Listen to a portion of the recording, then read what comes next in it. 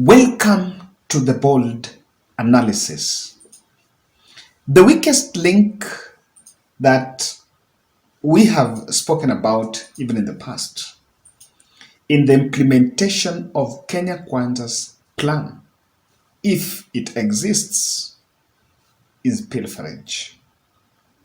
Pilferage has been a very silent thing that we've not really spoken about.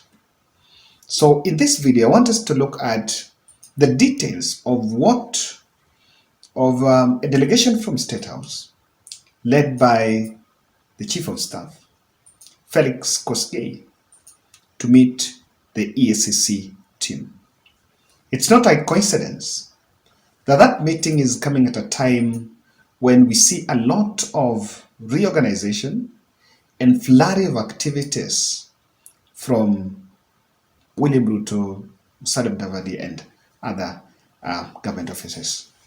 And I can tell you that William Ruto's administration is taking shape and he seems to be settling in office, even though a few still have political hangovers. But this is the time to sit back and look what is right, what is wrong, and what's really going on. I have seen, when I listen to interviews that President had held in the past, he has spoken about pilferage or other fraud or corruption.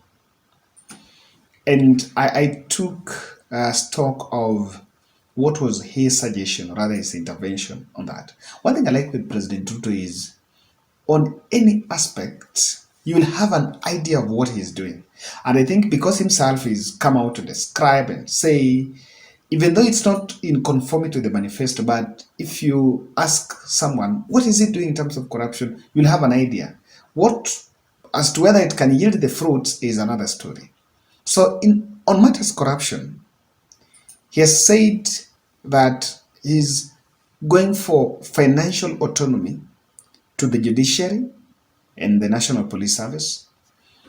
Their point was that in the previous administration, those two were used, they were the masses of the executive, and they were used to settle politics. And so the fight against corruption was blunt because it was selective.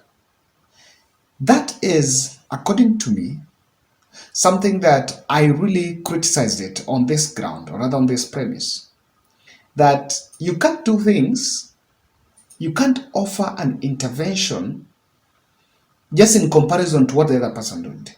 I don't think that's it. You should just get your own intervention. An intervention should be your own creative way, but not I'm doing because I'm antagonizing what the other person did. So it's just me versus him. That, to me, if Ruto starts on a footage on Ruto versus Uhuru, what Uhuru has done, we're not going to get it right. Neither even Ruto versus Kibaki. We are talking about Ruto versus Ruto. His own competition. So, during this phase of reorganization, we've seen some sectors being taken back to parent ministries. NTSA has been taken back, I think, to the Ministry of Transport. It was under Interior, I think, at one point. We've also seen Kenya Railways, it was from the Treasury, I think, has now been taken back to the Ministry of Transport. And these reorganizations, I know many, it really captured the attention of people. But one thing I can say is, one theory I can advance on that is, either president brought them to the office of the presidency because there were corruption dens. There were dens of corruption. And number two, they were also brought there to be cash cows. We cannot say that President Uhuru was right, or rather, for him, he was an angel. So the issue is the move to bring them was a bit skeptical, and it has its own hits and misses. Ladies and gentlemen, I want to humbly request you to subscribe to our channel, click the notification bell, and also like our video. The photos we're seeing are the photos of Felix Kosgei leading this delegation to meet the EACC. EACC is a very important body as far as fight against corruption is concerned.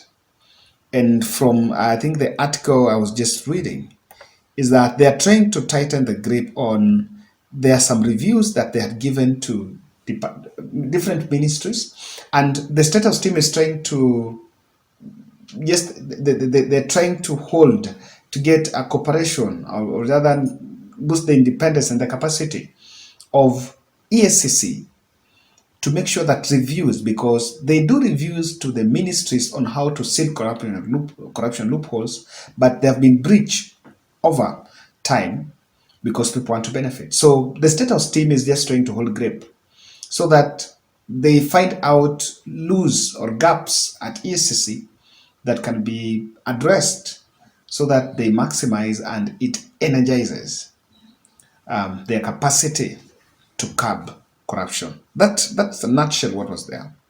This painting is coming at a time when the administration have come under sharp criticism that billion-rated cases are being dropped.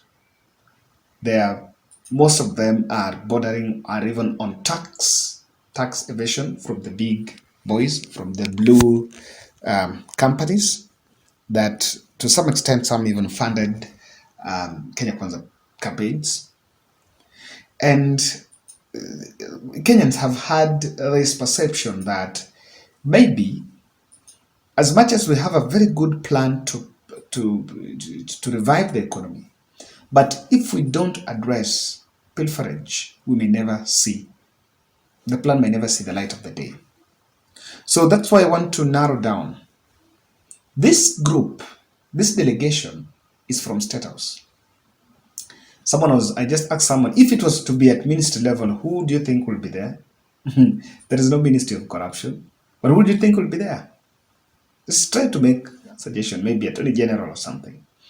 This is something, an observation I'm seeing here is President Ruto is taking some personal efforts to engage EACC.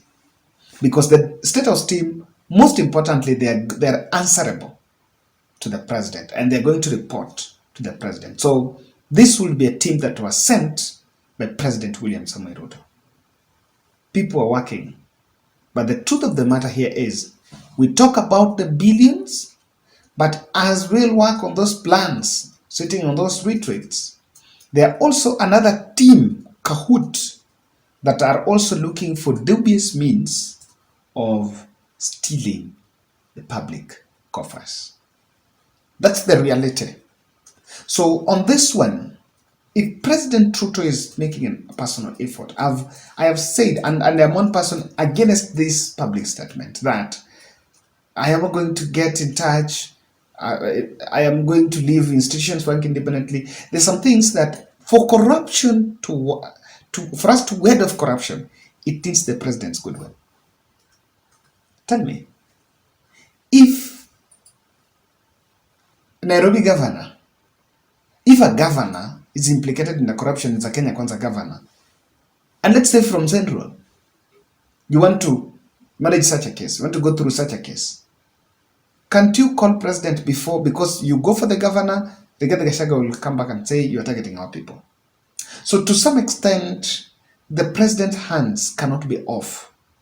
And for it to work well, even for the blue-eyed guys, you need the nod from President Ruto.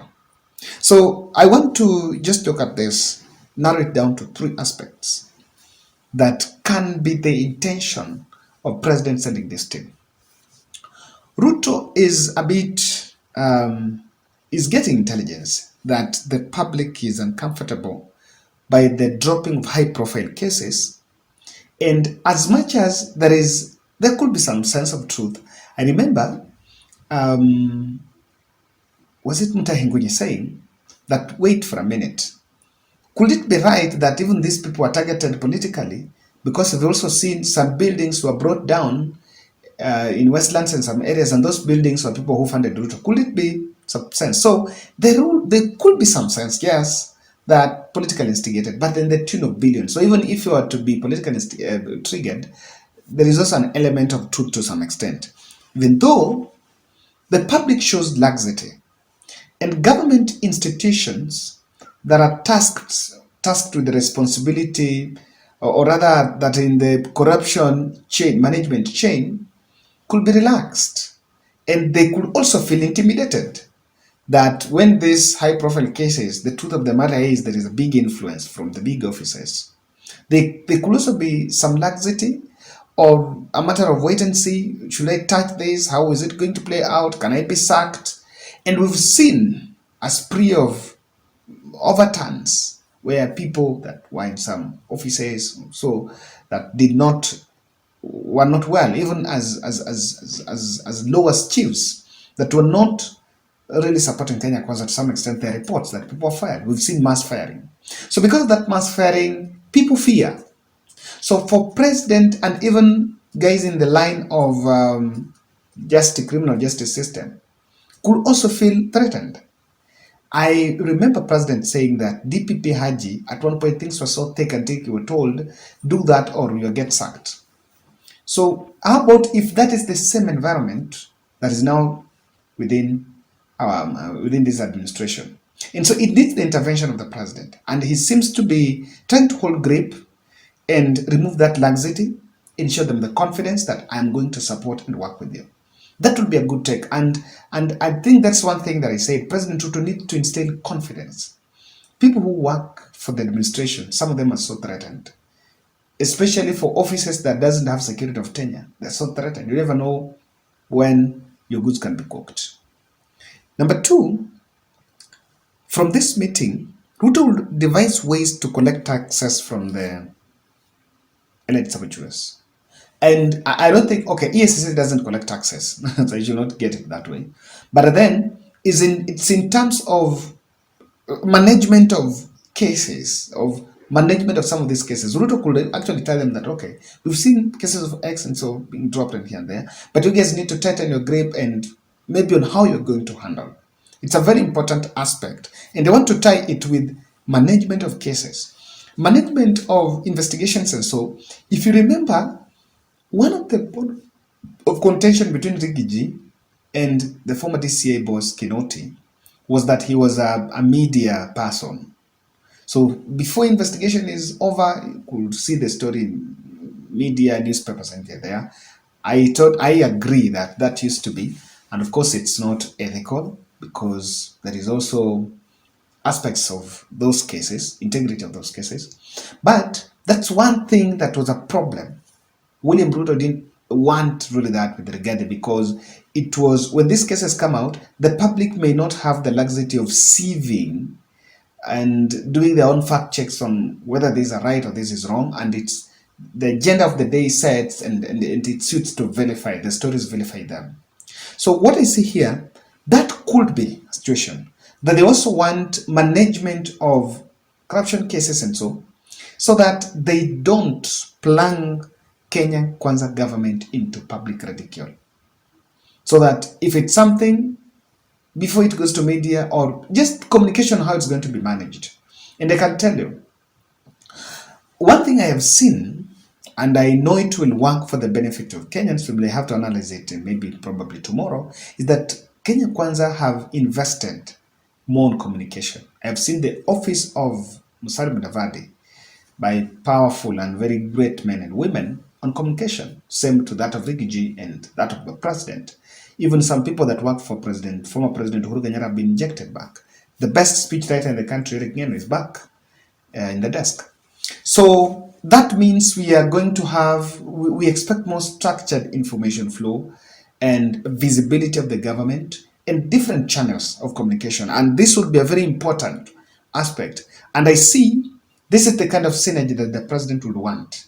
So that unlike in the past where EACC or government, these institutions will splash headlines in newspapers and will defame government, not defame, but vilify government, they will want a management process that also makes sure that they don't sensationally charge the public against Kenya Kwanza, because Kenya Kwanza came into power in the backdrop of these allegations of people who had fallen short of article of chapter 6, especially on matters corruption. So ladies and gentlemen, that's my take. I don't know why you think, what could be your guess, but also talk to me in the comment section and That's the end of it.